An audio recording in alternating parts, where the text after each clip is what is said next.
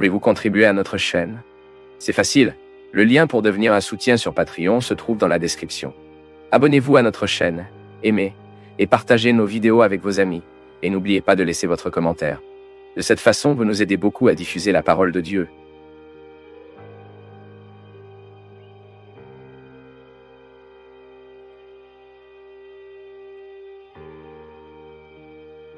La Bible dit que, comme il l'était à l'époque de Noé, ce sera également la venue du Fils de l'homme.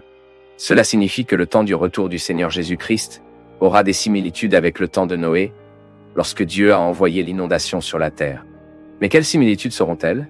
Dans quel sens le jour du retour du Seigneur Jésus sera similaire à ce qui s'est passé à l'époque de Noé dans cette vidéo? Nous comprendrons ce que l'enseignement biblique à ce sujet. Commençons par comprendre le contexte dans lequel le Seigneur Jésus a dit que le jour de sa venue serait comme il était à l'époque de Noé, le monde jusqu'à la fin des temps. Et dans ce sermon eschatologique enregistré principalement dans le chapitre 24 de Matthieu et les jalons du chapitre 13, mais aussi dans Luc chapitre 21, le Seigneur Jésus a donné des informations très précieuses sur sa deuxième venue, et la consommation du présent était, en ce sens, après parler précisément des signes qui précéderaient la fin, Jésus a ensuite parlé directement du jour de son retour. Premièrement, Jésus a expliqué que personne ne connaît le jour ou le temps de sa venue, seulement le Père. Cette connaissance. Puis, peu de temps après, dans le chapitre 24 de Matthieu, le verset 37, le Seigneur Jésus a averti que lorsque ce moment est finalement arrivé, il serait comme il était à l'époque de Noé. De cette vidéo, à quoi ressemblera la génération de fin à la génération d'inondation? Comment le dernier moment du présent avec le retour du Christ sera-t-il similaire au moment de la destruction de la terre par les eaux du déluge? Eh bien, le texte biblique lui-même répond très clairement.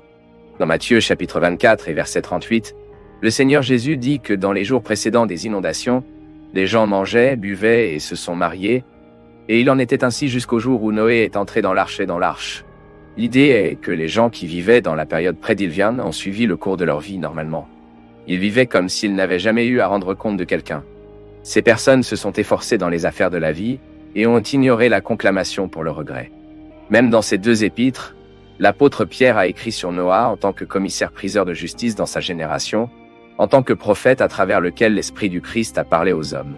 Et le résultat de tout cela, selon le texte biblique, était que ces gens ne réalisaient rien, jusqu'à ce que l'inondation les ait conduits à tous. Et de la même manière, ce sera aussi la venue du Fils de l'homme, comme nous le lirons dans Matthieu chapitre 24 et verset 39. La vérité est que lorsque le Seigneur Jésus-Christ reviendra, les gens vivront normalement leur vie, sans prêter attention au fait qu'à tout moment, le jugement divin tombera à propos d'eux. Ils mangeront, buvent, fraterniseront, se marieront, travaillent, étudient, voyageront, achètent, vendent, empruntent, feront des affaires, mais ne seront pas préoccupés par le jugement du Seigneur. Loin de Dieu, l'homme déchu est si fou, mais si fou, de croire qu'il est en sécurité dans sa forteresse du péché. Pas rarement les méchants regardent leur vie, leur réalisation et pensent qu'il n'y aura jamais quelque chose qui pourrait menacer leur stabilité. L'apôtre Paul en a parlé dans sa première lettre aux Thessaloniciens du chapitre 5, verset 3. Quand ils disent la paix et la sécurité, alors soudain, la destruction viendra sur eux, comme une douleur pour la femme enceinte, et ne s'échappera pas. Et cela est arrivé au monde prédiluvien. Les hommes du temps de Noah pensaient exactement comme ça, jusqu'à ce que l'inondation soit venue et les a conduits à la perdition. Les gens veulent donc accepter ou non. La vérité est que le présent allait se terminer. Et à ce moment, il n'y aura ni riche ni pauvre, il n'y aura pas strong ou faible, grand ou petit, serviteur ou seigneur, car la destruction sera inévitable à tous. La justice de Dieu se manifestera, et le monde sera trop petit pour cacher les méchants du visage du Dieu en colère. À ce sujet, voyez ce que dit le livre de l'Apocalypse.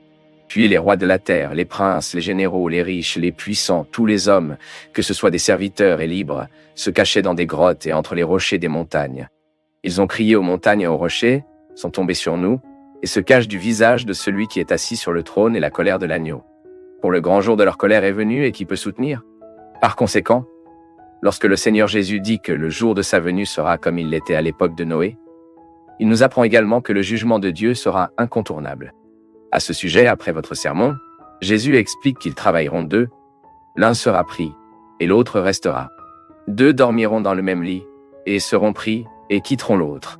Cela signifie ce jugement divin. Le jugement de Dieu sera si précis et méticuleux qu'il mettra fin aux relations terrestres les plus intimes. Mais la bonne nouvelle est que la Bible dit que les sauvés ne sont pas dans l'obscurité et ne seront donc pas surpris par le jour du Seigneur. Oui, le jour de la venue du Seigneur Jésus, les sauvés seront également impliqués dans leurs tâches quotidiennes. Mais leur cœur sera inquiet pour l'arrivée de son roi. Ils le sont et les préserveront car les méchants seront emmenés à leur ruine. Au début des temps, les méchants ont été pris par les eaux du déluge, tandis que Noah était conservé avec sa famille dans l'arche du Seigneur. De même, en fin de temps, les ennemis de Dieu seront amenés à la condamnation éternelle, tandis que les rachetés seront conservés en Christ dans la famille de Dieu. Et, comme c'était à l'époque de Noé, ce sera aussi le jour du retour de notre Seigneur Jésus-Christ.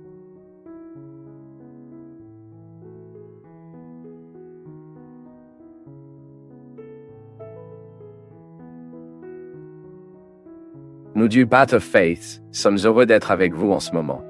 Partagez vos perceptions sur le sujet d'aujourd'hui dans les commentaires, montrez votre soutien en aimant la vidéo et partagez-la avec vos amis. Abonnez-vous à la chaîne pour rester connecté avec nous et ne pas manquer nos nouvelles vidéos.